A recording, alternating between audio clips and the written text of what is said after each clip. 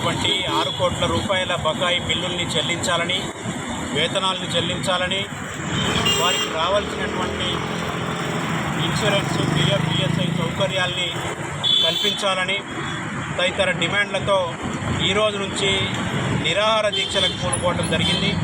4 రోజుల పాటు నిరాహార దీక్షలు నిజామాబాద్ జిల్లాలో నిర్వహిస్తూ ఉన్నాం.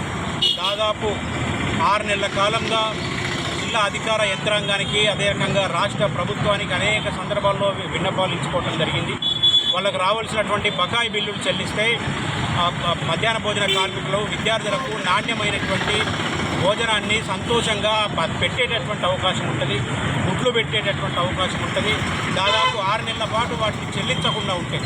ఇప్పటికే అప్పులపాలైనటువంటి మధ్యాహ్న భోజన కార్మికులు ఏ రకంగా నాణ్యమైనటువంటి భోజనాన్ని, గుడ్లను విద్యార్థులకు పెడతారని చెప్పేసి ఏఐటీయూసీగా ప్రశ్నిస్తూ ఉన్నాం.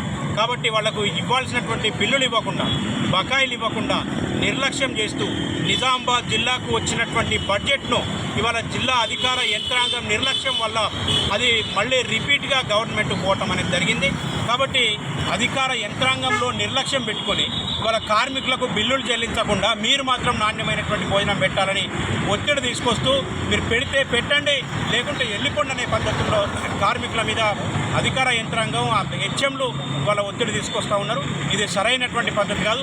మీరు ప్రతి నెల బిల్లులు ఇవ్వండి, వాళ్ళు నాణ్యమైనటువంటి భోజనం పెట్టకుంటే అప్పుడు వాళ్ళని ప్రశ్నించండి అని ఏఐటీయూసీగా మేము జిల్లా అధికార యంత్రాంగాన్ని కోరుతా ఉన్నాం. కాబట్టి ఇప్పటికైనా బిల్లులు చెల్లించాలని, లేకపోతే ఈ పోరాటం యథాతథంగా కొనసాగుతుందని చెప్పేసి తెలియజేస్తాం.